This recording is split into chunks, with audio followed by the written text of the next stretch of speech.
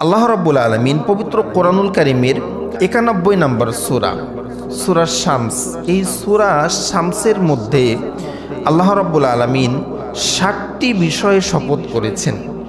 ৬০টি বিষয়ে শপথ করে আমাদেরকে একটি জিনিস থেকে সাবধান থাকতে বলেছেন। ৬০টি বিষয়ে শপথ করে আমাদেরকে বলেছেন যে তোমরা এই জিনিস থেকে সাবধানে থাকো। তো আল্লাহ শপথ করলেন, আল্লাহর কোনো বিষয়ে বলার জন্য শপথ করার, কসম করার কি দরকার আছে? দরকার নাই। তারপরেও আল্লাহ কেন কসম করলেন? এর কারণ হলো এই কথার গুরুত্ব বোঝানোর জন্য আল্লাহ কসম করেছেন। সুবহানাল্লাহ। আমরা কোনো কথার গুরুত্ব কাউকে বিশ্বাস করানোর জন্য কি করি? কসম করি। আল্লাহর কসম করে বলছি ভাই এটা সত্য কথা। তো আল্লাহ রাব্বুল আলামিন এই সূরা শামস, আজকে এশার নামাজের প্রথম রাকাতে যে সূরা পড়লাম, এই সূরা শামস ৩০ নম্বর পারায় অবস্থিত। এই সূরা শামসের ১ থেকে ৭ নম্বর আয়াত, এই আয়াতে ৬০টি বিষয় শপথ করে আমাদেরকে একটি বিষয় সাবধান থাকতে বলেছেন। আল্লাহ রাব্বুল আলামিন বলেন, والشمس وضحاها والقمر إذا تلاها والنهار إذا جلاها والليل إذا يغشاها والسماء وما بناها والأرض وما طحاها ونفس وما سواها।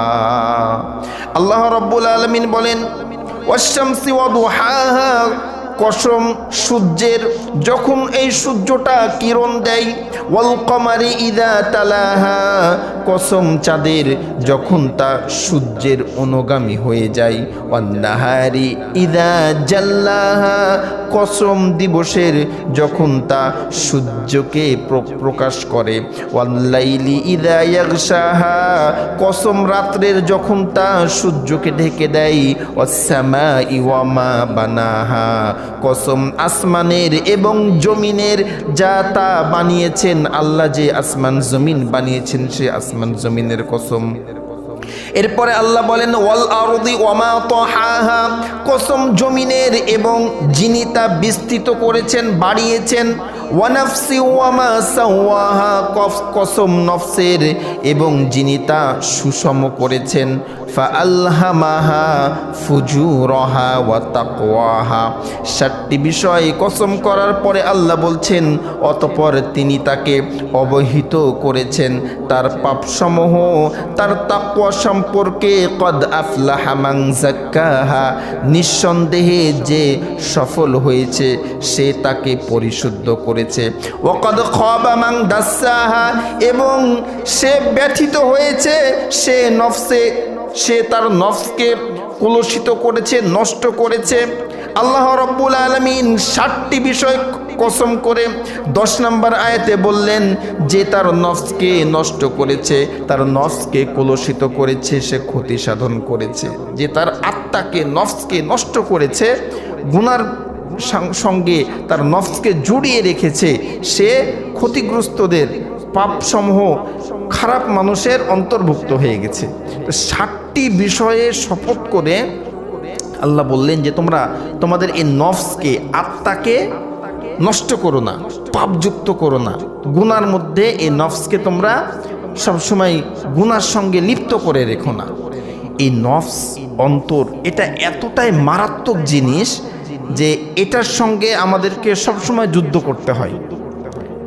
এই নফস, এই যে রমজান মাসে আমরা জানি যে আল্লাহ রাব্বুল আলামিন শয়তানকে বেঁধে রাখেন, শিকল দিয়ে বেঁধে রাখেন, তারপরে মানুষ গুনাহ করে। কেন করে?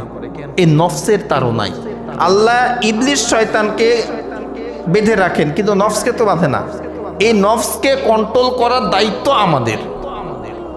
এজন্য একটি কথা আমরা জানি যে সবচেয়ে বড় মুজাহিদ সে যে তার নফসকে কন্ট্রোল করতে পারে, তার আত্মাকে, তার খারাপ যে নফসটা আছে এটাকে কন্ট্রোল করতে পারে। নফস ৩ প্রকার। ১ নম্বর নফস হলো নফসুল আম্মারা, আম্মারা, এই নফসটা হলো খারাপ নফস।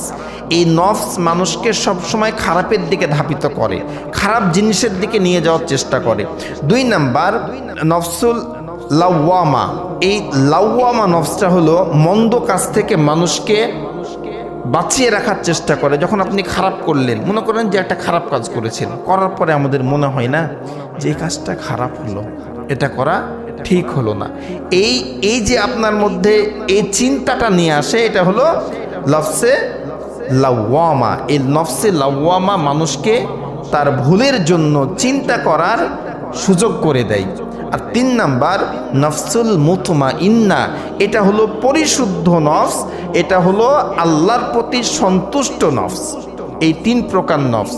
1 নাম্বার হলো আম্মারা। এই আম্মারা নফস হলো মানুষকে সবসময় খারাপ কাজ করার জন্য তার চেষ্টা করে, সে খারাপের দিকে নিয়ে যাওয়ার চেষ্টা করে। তো আমাদের করণীয় কি?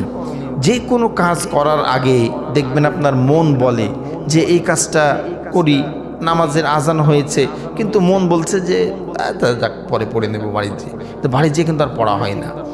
আপনার সামনে অবৈধ সম্পত্তি বা অবৈধ কিছু আছে, মন কি বলে, নিয়ে নিই, পরে আল্লাহর কাছে মাপ চেয়ে নেব।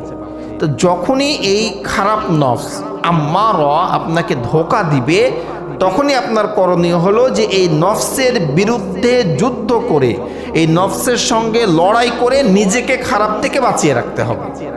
তাহলে আপনি মুজাহিদ, তাহলে আপনি বীর, শ্রেষ্ঠ বীর, যদি আপনি আপনার এই নফসকে কন্ট্রোল করতে পারেন। এই নফসের তাড়নায় কিন্তু মানুষ নিজেকে খারাপ করে, গুনার মধ্যে নিজেকে লিপ্ত করে। তাহলে ভাইরা আমার, এই নফস সম্পর্কে আমরা শুনলাম যে প্রথমটা হলো নফসে আম্মারা, যে নফস মানুষকে খারাপের দিকে ধাবিত করে। আর 2 নাম্বার নফসে লাওয়ামা, এটা হলো খারাপ কাজ করার পরে আমাদেরকে কি করে, অনুশোচনা আসে আমাদের মধ্যে যে এই কাজটা আমি খারাপ করেছি। ওই সময় আমাদের করণীয় হবে আল্লাহর কাছে তওবা করা, ফিরে আসা, আল্লাহর কাছে নিজের গুনার কথা স্মরণ করা, মানুষের হক নষ্ট করলে এটা বুঝিয়ে দেওয়া।